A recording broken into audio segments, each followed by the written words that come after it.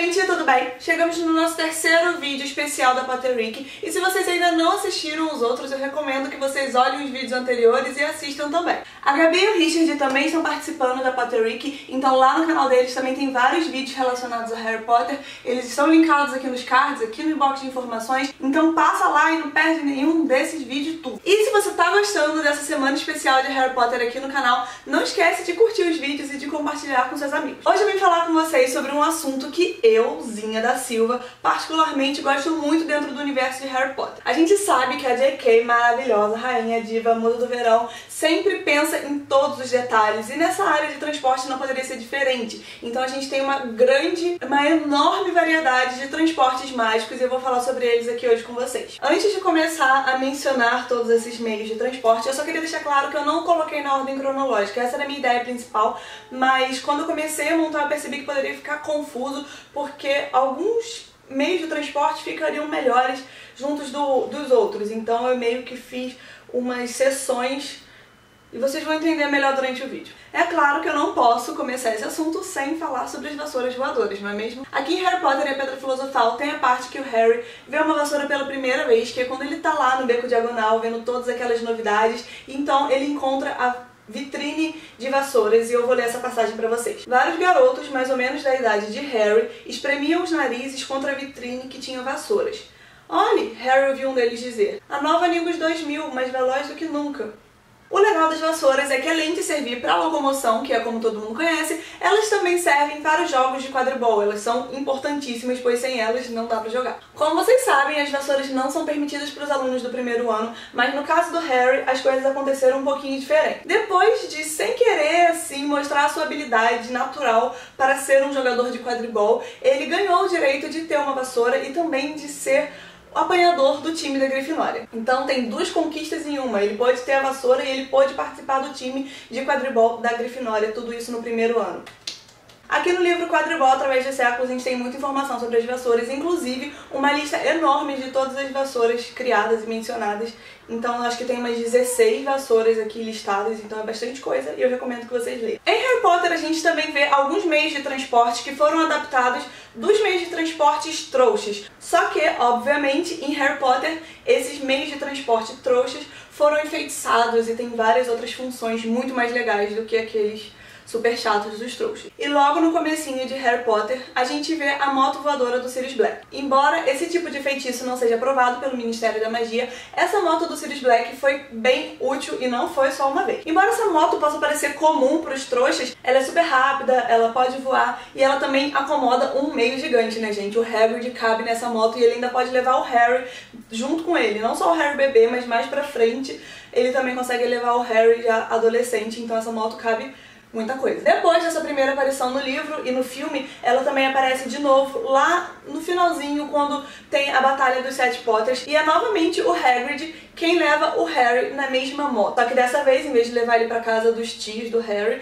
ele leva o Harry pra casa dos Tonks, que tá servindo como um esconderijo. Outro meio de transporte que a gente vê no mundo trouxa, mas que está também no mundo de Harry Potter, são os vagonetes de Gringotts. Então os vagonetes são bem úteis para quem quer se locomover nos túneis subterrâneos de Gringotts, porque vocês sabem que os trilhos são bem confusos, cheios de curvas e etc. Então realmente eles são muito importantes. E aí é claro que eles tornam esse trajeto lá nos túneis muito mais rápido, porque eles são vagonetes super rápidos. Outro meio super conhecido por vocês é o Expresso de Hogwarts. E na página 84 de Harry Potter e a Pedra Filosofal diz assim: uma locomotiva vermelha a vapor estava parada à plataforma apinhada de gente. Um letreiro no alto informava Expresso de Hogwarts, 11 horas. E aí vocês já sabem que esse é o meio de transporte que os alunos usam para chegar até Hogwarts e também para voltar de Hogwarts nas férias e no fim do ano. Então o Expresso de Hogwarts é bem famoso e bem importante também.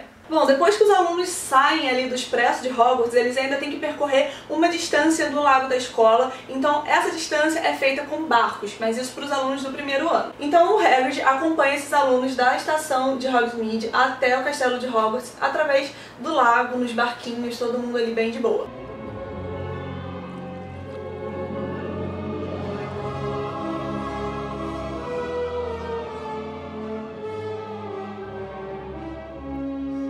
Depois a gente tem o carro voador, sim, o nosso querido Ford Anglia do Arthur Weasley. Ele aparece lá em Câmara Secreta no capítulo 3, e aí a gente vê aquela cena maravilhosa do James Weasley e do Rony indo lá capturar o Harry da sua prisão domiciliar. Então eles param o carro na frente da janela do Harry e o Harry fica tipo, velho, o que é isso? Então não tinha jeito melhor desse carro aparecer na história, porque foi uma cena muito engraçada, uma cena muito boa. Vocês sabem que o Arthur Weasley, o pai do Rony Weasley, ele é um grande admirador da cultura trouxa, então ele comprou esse carro dando um pretexto pra esposa dele, pra Molly, que ele somente ia desmontar pra ver como funciona e tudo mais. Mas o que a gente vê é que ele fez outra coisa com o carro, né? Ele pegou o carro, enfeitiçou para que ele pudesse voar e também ficar invisível, e também para caber a família dele inteira, mais 6 malões, mais 2 corujas, mais um rato. Então ele ficou com um espaço interno aparentemente muito grande, além de voar e de ficar invisível e tudo mais. Em Harry Potter e o Prisioneiro de Azkaban, a gente tem a aparição de mais um veículo muito comum para os trouxas, que é o ônibus, mas agora é o Nutbus, que é um ônibus super tunado.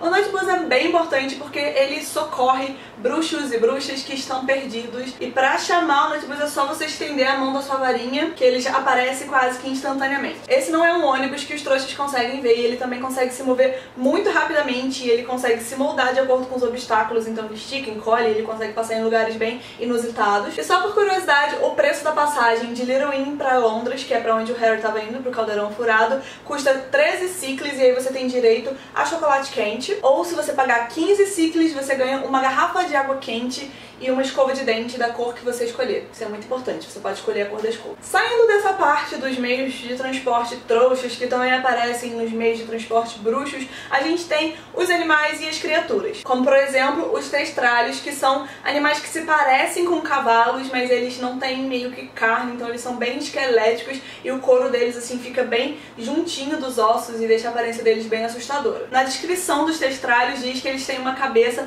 parecida com uma de um dragão, e os olhos deles não têm pupilas, são totalmente brancos e vidrados. Isso seria bem assustador, realmente, tenho que concordar. Eles também têm asas enormes, como asas de um morcego, por exemplo, um morcego gigante no caso, e isso é um aspecto bem importante na composição dos testralhos, porque assim eles podem voar, claro, né? Eles são responsáveis por puxar as carruagens que levam os alunos até Hogwarts, e isso é bem importante porque eles são animais com um ótimo senso de direção. O Ministério da Magia considera que os testralhos são animais perigosos, e muita gente tem medo deles também pelo fato de não conseguirem enxergá-lo. Só consegue ver o testralho quem já presenciou a morte e conseguiu entender bem o seu conceito. Além dessa parte onde eles puxam as carruagens, a gente também tem aquela parte que eles viajam literalmente assim nas costas do testralho, e não é todo mundo que consegue ver, então eles estão indo lá pro Ministério da Magia montados em testralho, e como não é todo mundo que consegue ver, né, deve ser bem assustador você voar nas costas de um animal invisível. Em Harry Potter a gente vê também os hipogrifos, em especial um hipogrifo que tem mais destaque, que é o Bicurso, que depois passou a se chamar Asa Fugaz, mas ele é conhecido mais como Bicurso mesmo. Além de ser apresentado lá como uma matéria de estudo pelo Hagrid, né, em Trato das Criaturas Mágicas, o hipogrifo também é importante em outras situações durante a história. Os hipogrifos são descritos como umas criaturas grandes que têm a cabeça semelhante de águia e o corpo semelhante de cavalo. E eles também voam, no caso. Eles são bem temperamentais, então pra você conseguir se aproximar dele, você tem todo um ritual. Primeiro você precisa olhar ele nos olhos, e aí depois você faz uma reverência, e só se o hipogrifo retribuir a reverência de novo pra você é que você pode se aproximar dele. E aí nessa aula que o Hagrid mostrou o hipogrifo, o Harry já pôde voar, então já tem ali a primeira impressão do Harry com o hipogrifo.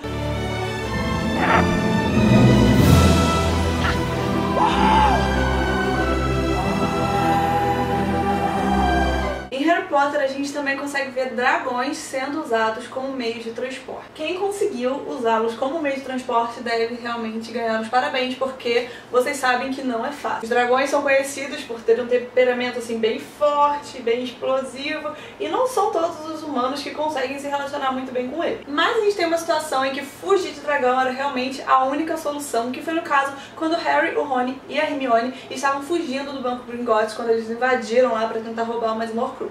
O dragão era mantido no banco como um prisioneiro, então foi um alívio para ele ser libertado, e foi um alívio para os três conseguirem fugir daquela situação. Voltando bastante lá no tempo, a gente também tem uma passagem onde a Fawkes, que é a Fênix do Dumbledore, fez o seu papel de meio de transporte também. Vocês podem achar estranho, tipo, como que uma fênix, que é uma ave relativamente pequena comparada a outras bem maiores que a gente já viu aqui, poderia carregar alguém. Mas essa fênix em específico, meus amigos, não é uma fênix comum, então ela tem muito poder e além de ajudar o Harry e a Gina naquela situação toda da Câmara Secreta, depois é ela quem os tira de lá. Então ela carrega pra fora da Câmara Secreta o Harry, a Gina, o Rony e ainda o professor Lockhart, que tinha sido vítima do seu próprio feitiço de memória. Então vocês acabaram de se deparar com mais um motivo pela qual a Fawkes é uma ave, uma fênix fantástica. Na história de Harry Potter a gente também tem os centauros. Aí vocês podem virar pra mim e falar: você tá louca de falar que centauro é meio de transporte? Você sabe que eles não se submetem a humanos? Você sabe que eles não fariam uma coisa dessa com os humanos? Que eles são orgulhosos? Que eles têm as suas próprias ideologias? E eu tenho que concordar realmente com tudo isso. Não é do feitiço do centauro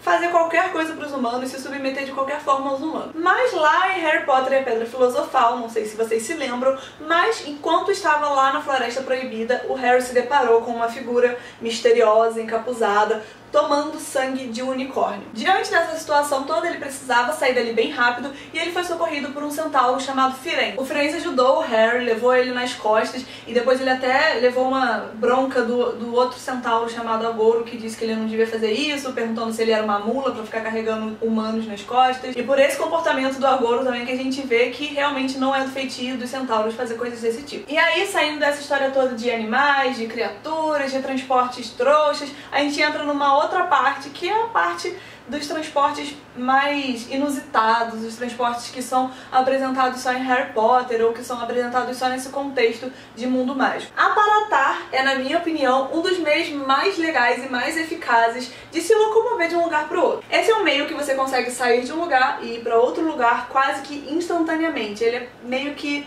um tipo de teletransporte. É muito legal, é muito eficaz, é muito útil, mas se você não tiver cuidado, se você não for bom em aparatar, eu recomendo que não faça, porque pode dar merda. Não são todos os bruxos que estão autorizados a aparatar, você precisa ter no mínimo 17 anos e antes disso você precisa aprender a aparatar. Então você tem que estudar, você tem que treinar pra conseguir aparatar certinho. Se você fizer alguma besteira na hora que você tá aparatando, você pode estrunchar ou, em casos mais graves, você pode até morrer. Outro método bem eficaz e bem rápido de se locomover no meio bruxo é o pó de flu. O pó de flu é relativamente bem mais seguro do que a aparatação, mas ele também pode fazer algumas coisas darem bem errado. Para funcionar o pó de flu, você precisa pegar um punhado, jogar na lareira que está conectada na rede de flu e aí dizer com clareza o lugar para onde você pretende ir. Mas nessa hora, se você errar a pronúncia, se você bambear na hora de falar e falar alguma coisa errada, você pode ser dirigido para outro lugar. Como eu disse, para funcionar o pó de flu, ele tem uma rede de lareiras do pó de flu, uma rede de flu, e ele só consegue conectar as pessoas